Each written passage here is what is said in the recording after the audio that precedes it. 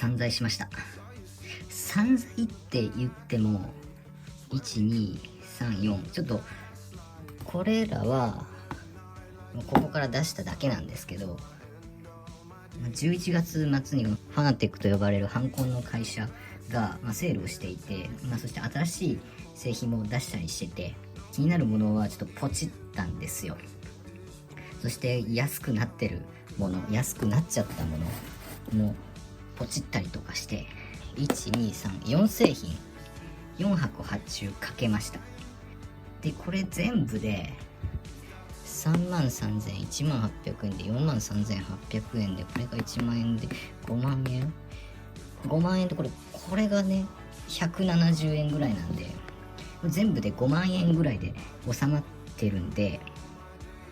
5万円ぐらいなんですよ、これ全部で。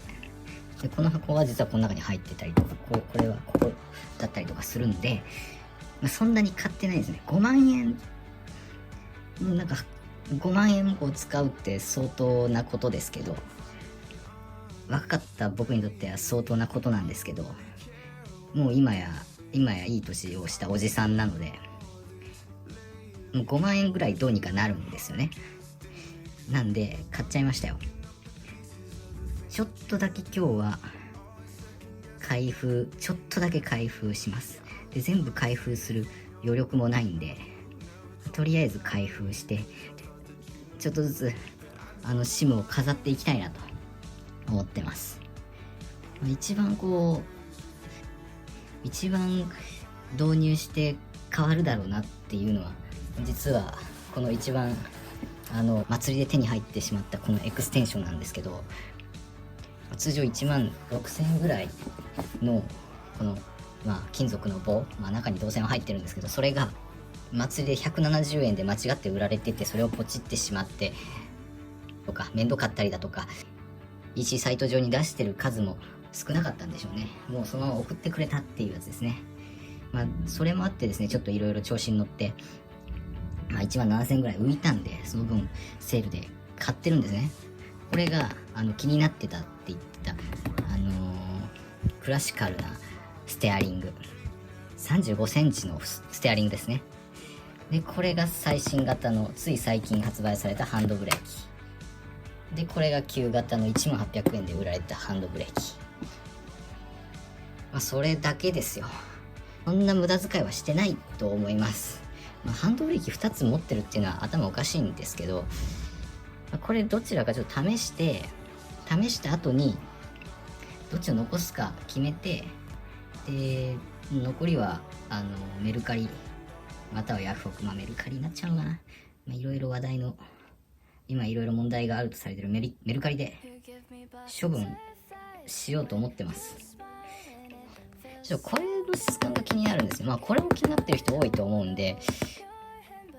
これはね、いろいろなサイトでいろんな方がもう使ってるんでわかると思うんで、これ開けましょうか。いや、どうしようかな。一気に開封して動画にしようと思ったんですけど、やっぱね、年末忙しいんですよ。ということでね、まずはね、このシャフトから開けていきたいと思います。今日はもうこのシャフトだけで許してください。で、この筒状の箱に入ってるものはシャフトとトリセツと、あと黒い袋なんですけど、この黒い袋はネジと、あとレンチと、あとオレンジ色の付属品ですね。これ後でどうやって使うかお見せします。外観としては CNC 加工、切削加工のアルミニウムに黒色のアルマイト表面処理、そういうのが施されていて、で裏側にはこういう端子があって、その端子から先端に向けて導線を伸ばしていっているような、そういう結構単純な構造になっています。取り付け方法としては、まず DD プラスまたは DD エクストリームのホイールベースにもともとついているクイックリリースの部分を取り外す必要があって、このオレンジ色の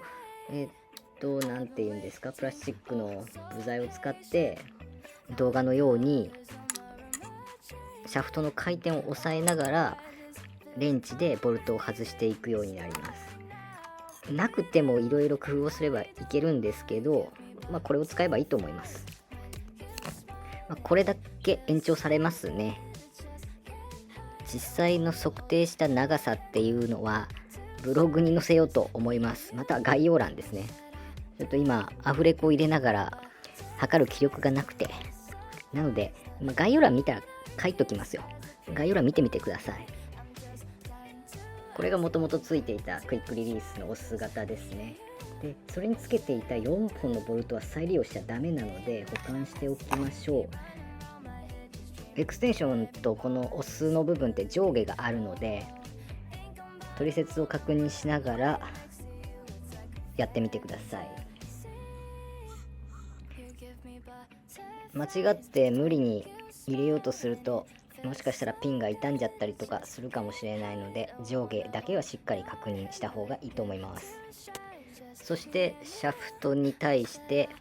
4つのボルトで留め直していくわけなんですけども、その時のトルクが4ニュートンメーター、だいたい 10cm のレンチの端っこに4キロぐらいの力で締めてやると4ニュートンメーターになるので、締め付けすぎない程度ですよね。でビビって何も締め付けてないのは良くない、そんな感じの強さになります。4キロだから、なんかキッチンにあるはかりとかで指を押さえつけて4キロの感覚を持ってからこれをやってみたらいいと思います。次は先端部分なんですけど、これも向きがあるので気をつけてください。そして締め付けのトルクはこれも4ニュートンメーターです。向きに気をつけて合体させて、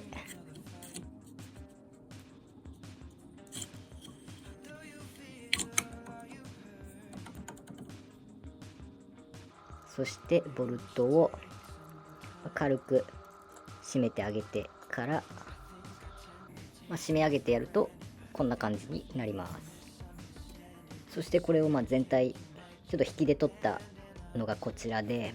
これからが大変なんですよね。このホイールベースを液晶モニターの奥に持っていかないといけないのが大変なんですよね。すぐやっちゃうんですけど、やってる動画っていうのは撮ってないんですけど、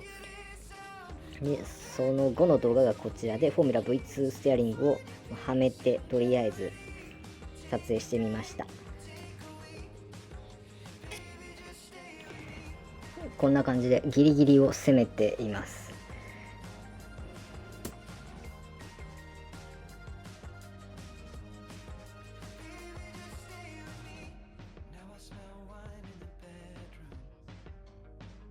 でね、それで取り付けが完了したわけですよ。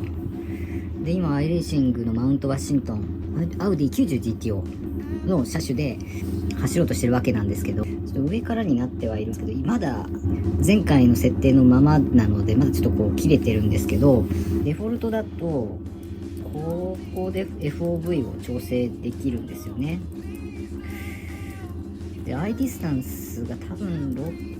60センチぐらいなんですよね。でシフトをしながらこれで水平の角度、水平位置を調整できて、で CTRL コントロールキーを押しながらだと高さを調整できるんですよ。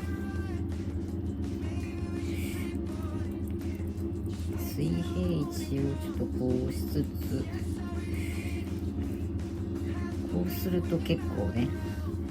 いろんなケーキが見えるようになるんですよ。で目線の位置を、高くしすぎる、これぐらいですかね。こうすると全てのケーキが見れて、で囲まれた感じにもなるっていう風になりますよ。ただね、そうするとちょっとマックミラーがねこうやって見えないんで、この辺を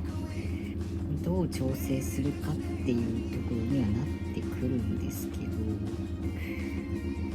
難しいですよね。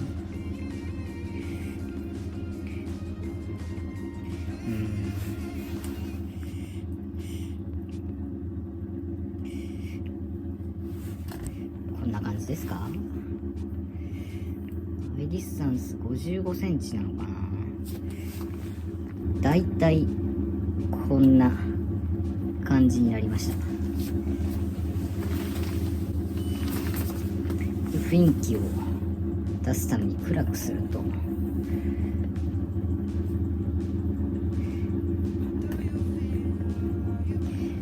これ結構後ろから撮ってるんで、目線の位置に持ってくるとこんな感じでしょうか。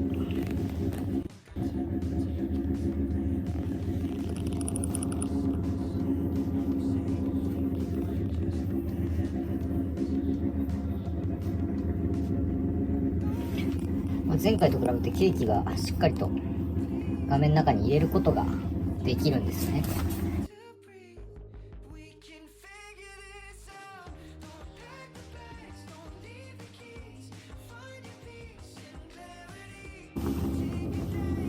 このケーキがこう隠れてたんですけど、上半分の高さだけこう下げることができてるので、こういうことができるようになるわけです。でもそうすると、ちょっとミラーがねこう消えちゃったりとかするんで、やっぱりね全部上下のケーキまで見えてミラーも見えるようにしたいんだったら、32インチのこの画面だと厳しいってことですよね。なので、50とか60インチとかを導入すれば、この辺の不満がなくなってくるんだろうなと思います。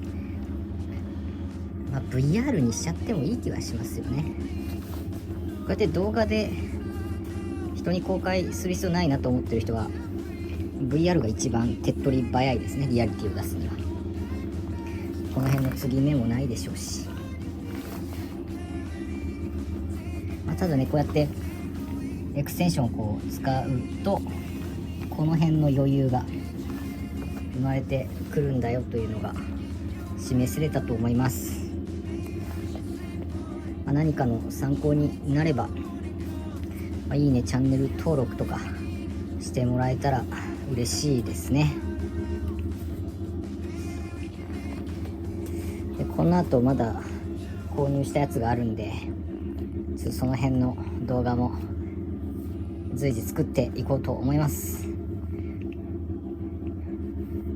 終わり。